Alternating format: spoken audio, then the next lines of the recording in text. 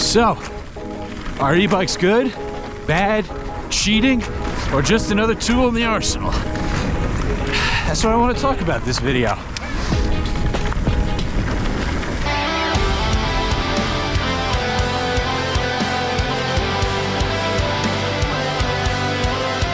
So, as I'm about to drop in here at the South Kent School in Kent, Connecticut, I want to talk about e-bikes. I have an e-bike. If you've seen some of my videos, or if you have eyes now and you're watching this, again, thank you if you are. Don't know how you got here, but thank you. I really appreciate that. I want to talk about e-bikes because I do truly believe that most people who don't like them, except for the like 5% real holdovers, just haven't rode one yet. I think just like any bike, it's just another tool in the arsenal. Let's drop in. So I bought this e-bike this summer. So I think for me, the biggest thing about e-bikes, I like to say that a lot, biggest thing, is extending the ride. I think that is the most beneficial thing of them. Hello. I work for a railroad. I will not show you a picture of me in my conductor's uniform because I look silly. I don't get a lot of time to ride. I'm lucky if I get a day or an afternoon. Sometimes I can ride for 2, depending on what my schedule is. But most of the time, it's just a singular day. Normally, before I had the e-bike, a small whip. Before I had the e-bike, I could maybe come here, get 2, maybe 3 laps of this place. And it's not a big place. Now, granted, my fitness is not the best. Maybe, you know, if you're a more fit guy or girl, you could do more. However, double, ow, case, you could do more. But for me, I love this e-bike because it opens up this trail network to me more than any other bike I've ever owned. Oh look, I'm back at the top. Thanks, e-bike. Now, what I mean by open up this trail network more than any bike I've owned is that I have a very limited time to ride. And I think that's my main point here today, is that you hear every other YouTuber or you hear every other professional rider give these examples. Oh, it's, you know, it's more practice, it's more this, it's more that. I'm just a regular guy. You're probably just a regular guy or girl. You know, I think that's the most important thing when you live a busy life and you might not have time to do, you know, or you don't ride a bike for a living, or you don't get after work rides. Now, pros and cons. Pros and cons. Let's go with cons first. The bike is very heavy. That's right away, that's the first thing you notice. This is a full power e-bike. It weighs probably, with everything I have on it, close to 60, if not 60 pounds. And that is in comparison to my enduro bike that I use at the park is about 35, give or take. They're very heavy and they do take a little bit getting used to. Another con, if something goes wrong with these bikes, oh boy does it go wrong. If something goes wrong with the motor, you're gonna have to send it to a special shop or send it back to whoever. Now, most of the time, knock on wood, that doesn't happen. But if it does go wrong, oh boy does it go wrong. Now, to me, that's kind of really the only negatives. Maybe, you know, climbing fitness, that might be a bit of a negative, but I do think, genuinely, oh boy, hello. Put you back up there. I do think that overall, your fitness won't suffer as much as you think it will. Maybe if you're competing in, you know, the World Cross Country Cup, it might. But regular guy, girl like you and you, I don't think it will. All right, let's get into pros, because I think there's more than cons. You get way longer out on the trail.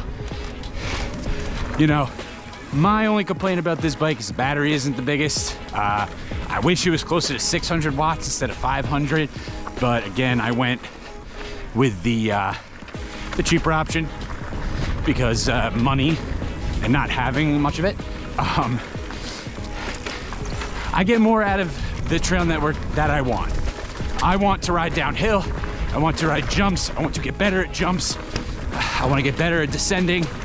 And to me, climbing is a bit of a nuisance. It's something you do till you get to the bottom of the hill, and then you got to get back to the top. Again, that's my opinion. If you feel differently about it, that's okay. That's all right. Everybody's got a place in the sandbox. I also view these bikes, I usually never go left here. Let's go left. I see why. I view these bikes as a weighted donut, like on a baseball bat. It's sort of, if you can throw this bike around and you can, you know, jump this bike, when you get on an analog bike or a park bike, you're gonna be feeling a lot more confident. And along with that is just the amount of reps you can get with this thing. The biggest thing, especially with jumping, there it is, biggest thing, is muscle memory. And when you have this, it's a lot easier to get up and down the mountain and really hammer home your form, especially when it comes to the jumping.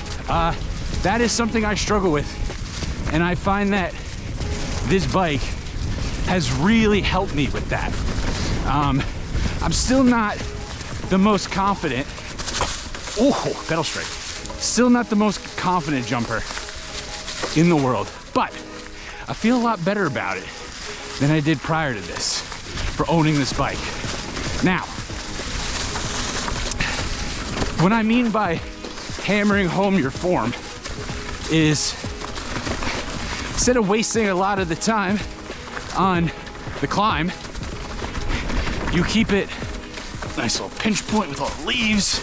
You keep your energy to learning the technique. Now, again, if you want to ride your bike because you want the most cardio out of it, that's okay. That's fine. You do that. There's so many different types of mountain biking these days, you know, and there's a place in the sandbox for everybody. But if you view this bike as cheating, I just think that's real far off base. So I said before, I want people to not think of these bikes as cheating. And to prove that, I'm gonna do a little exercise here. Look at my phone here. It's currently, it just turned over to 12:42. I'm gonna try to get, let's say, 2 laps of this little jump section. I wanna see how long it takes, because I want my form to be better.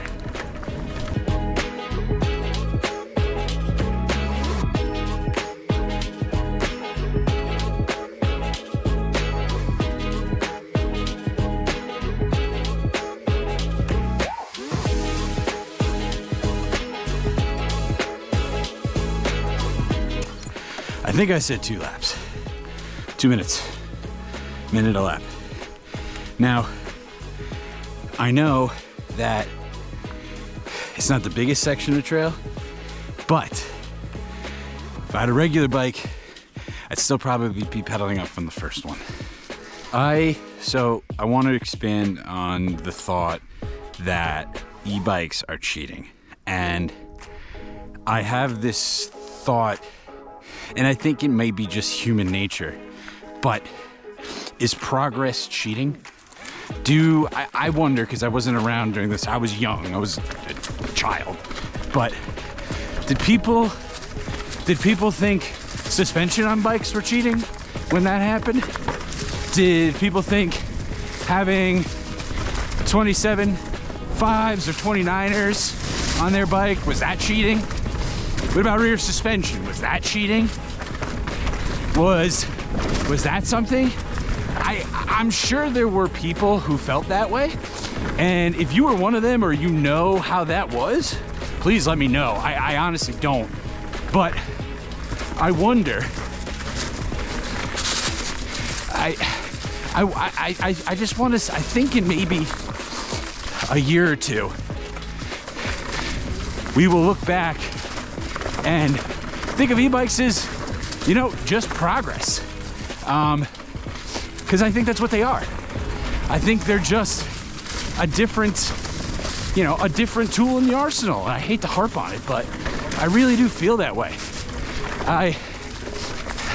There will always be a place for regular analog bikes, but again, some people just want to bomb down hills. Me. That's just how it goes. So I think if you don't want to ride an e-bike, that's all right. You can understand. But I don't think they're a bad thing either.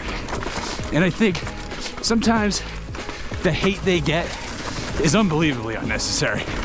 I also don't understand why some of them are banned from certain trail networks. I really don't.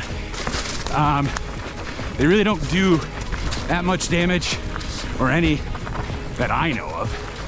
Could be wrong. And again, wanted to give a shout out to my guys Dan and Sage for once again inspiring another video of mine. Sage is really the one who's pushed me to kind of be a little more vocal in my videos. I really wasn't super comfortable at first with it, but I really appreciate it. He's like my YouTube dad, even though we're pretty close to the same age. I don't know how that works, but just wanted to say thank you again to those guys. That's the Ride and Laugh podcast. Go follow those guys, link in the description. Lastly, I want to talk about one thing that opened my eyes to e-biking. When I had just started getting serious about riding, I went out to Trexler Nature Preserve in PA. I met a guy, 71 years old. His name was Bill. I don't think I have any footage of Bill, and I wouldn't put it there even if I did. He told me, and I used to be of the mindset that e-bikes were cheating and this and this and that. Until I met him.